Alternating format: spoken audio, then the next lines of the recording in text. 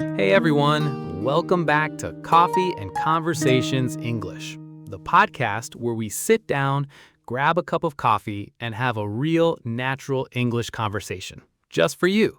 I'm Laura. And I'm Avery, and today I am so excited about this episode. Me too, because today we're talking about something really personal, really meaningful. We are talking about you, your background, your culture, your traditions, and most importantly, how to talk about all of that in English. Because here is something we hear from English learners all the time. They can talk about the weather, they can order food, they can ask for directions. But then someone asks, "So where are you from? What is it like there?" And they freeze. And that moment, that question, is actually one of the greatest opportunities you will ever have in English. Because your culture is interesting. Your background is a conversation starter. Your story is something people genuinely want to hear. Today, we are going to give you the phrases, the vocabulary, and the confidence to share your culture in English warmly, naturally, and proudly. So pour yourself a coffee. Pull up a chair and let's get into it. Okay, Laura, let's start with the most common question that any English learner will hear. Ready? Ready. So, where are you from? Such a simple question, but so many people answer it in the most basic way possible. They just say the name of their country and stop there. Right, like, I am from Mexico. Full stop. End of conversation. And that is a perfectly fine answer. But today, we want to show you how to turn that simple answer into the beginning of a real conversation, a real connection. So, let's start with the basic answer and then build it up. Level 1, the simple answer. I'm from Brazil. I'm originally from South Korea. I'm from Nigeria. Notice that word originally. I'm originally from South Korea. That word tells the other person that you may not live there now. It opens the door for them to ask more. Great point. Now, level 2. Add a detail. Give them something to react to, something visual, something interesting. So instead of just, "I'm from Brazil," you say, "I'm from Brazil, actually. I grew up in a small coastal city called Florianopolis. It's known for its beaches and seafood." Now that is a conversation. The other person immediately has something to say. Oh, I've always wanted to visit Brazil. Or what is the food like there? Exactly. You gave them a door to walk through. Let's try another one. Instead of, "I'm from Japan," you say, "I'm from Japan, from a city called Osaka. It's actually very different from Tokyo. Osaka is known for being very friendly and having incredible street food." See how that works? You answer the question and you give one interesting detail. That is all it takes to turn a simple answer into a real conversation. So the formula is where you are from plus one interesting detail about that place. Let's practice the formula together. Try filling in these blanks for your own country.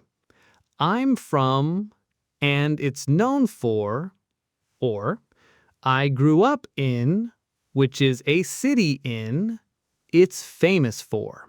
Take a moment right now and think about how you would complete that sentence for your hometown. What is one thing that makes it special? A food, a tradition, a landmark, a feeling?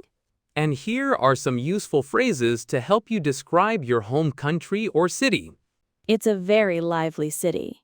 It's known for its beautiful mountains. The food scene is incredible.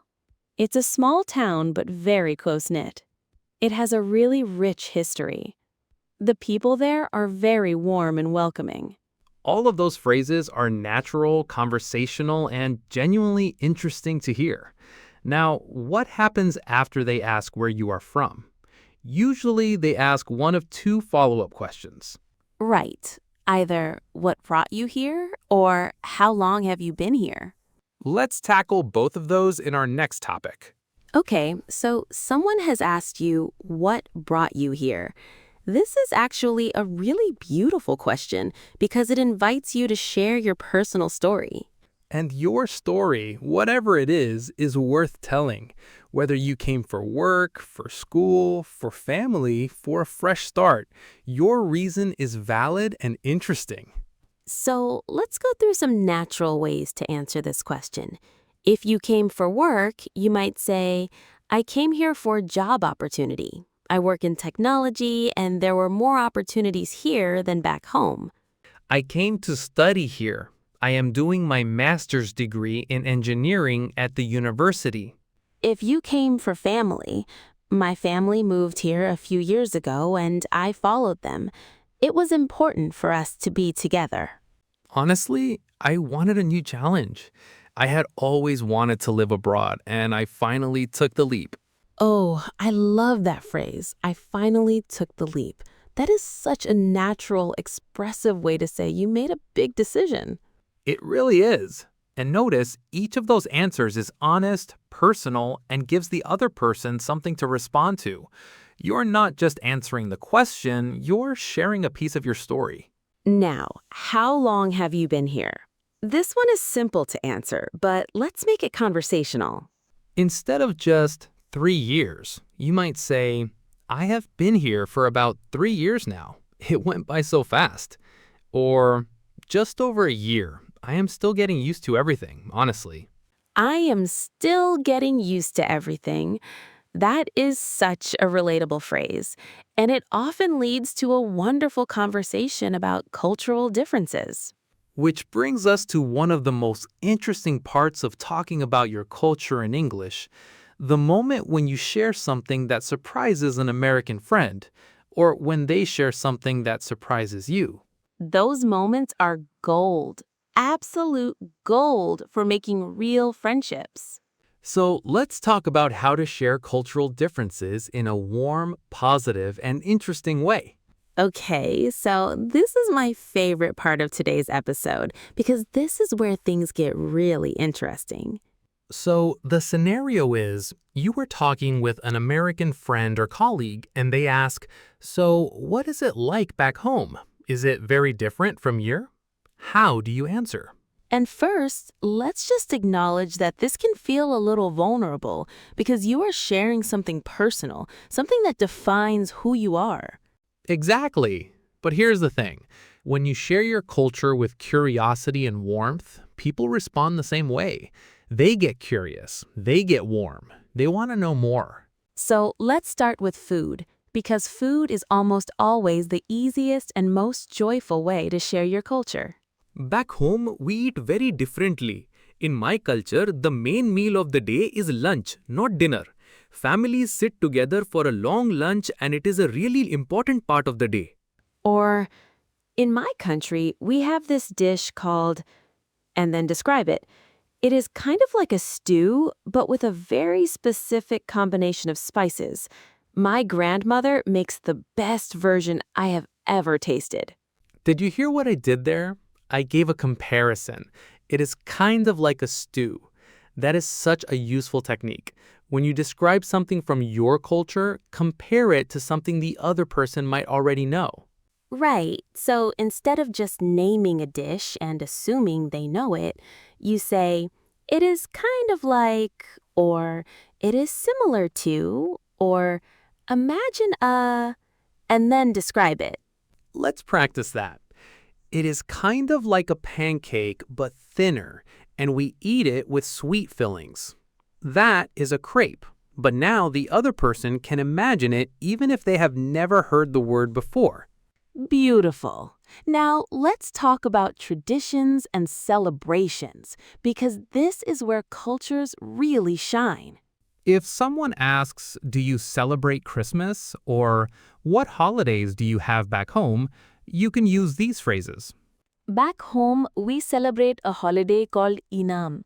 It is kind of like your Thanksgiving, in the sense that the whole family comes together. It is one of my favorite times of year because We have a tradition where we... it is actually very different from how you celebrate it here. Back home, And here is a really warm phrase for when you are sharing something you love about your culture.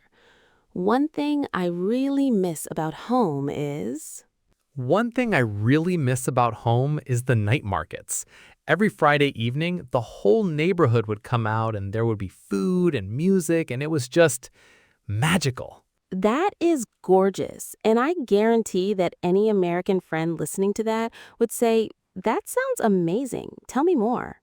Because that is what happens when you share your culture with warmth and detail. People lean in. They want more. Now, what about when someone asks you something you are not sure how to explain, or when a cultural concept simply does not have an English word? Great point. This happens all the time. And here is what you say. There is actually no good English word for it, but the closest thing I can describe is... Or, it is a concept in my culture that means, and then do your best to explain it. Or even, it is hard to translate exactly, but the feeling is something like, These phrases are so useful because they show the other person that you are doing your best to bridge two worlds, and people always appreciate that effort. let's recap our key phrases for sharing cultural differences. Back home, we eat very differently. It is kind of like a stew but with different spices. It is similar to your Thanksgiving. One thing I really miss about home is we have a tradition where there is no good English word for it, but the closest thing is, it is hard to translate exactly, but the feeling is something like, Every single one of those phrases turns your culture into a conversation, into a connection, into a friendship. Okay, let's bring it all together. Today we talked about how to share your culture in English in 3 parts. Part 1. Answering where are you from? Use the formula where you are from plus one interesting detail. Give people a door to walk through. Part 2. Talking about your journey. What brought you here? Share your story honestly and personally. Use phrases like, I finally took the leap, or I am still getting used to everything. It is kind of like, one thing I really miss about home is, and when there's no good English word for it, but And the most important thing we want you to take away from today, your culture is not a barrier to conversation. It is the conversation. the things that make you different are the things that make you interesting. And in English, interesting people make real friends. So here is your challenge for today. The next time someone asks you, where are you from? Do not just say the name of your country. Add one detail, one interesting thing about your home, and see what happens. We would love to hear it.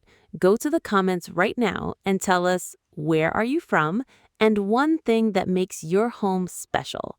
We read every single comment, and we genuinely cannot wait to learn about your world.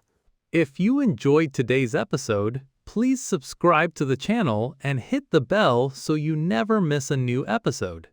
And share this with a friend who is learning English, because everyone deserves to tell their story with confidence. Until next time. Pull up a chair and let's talk English.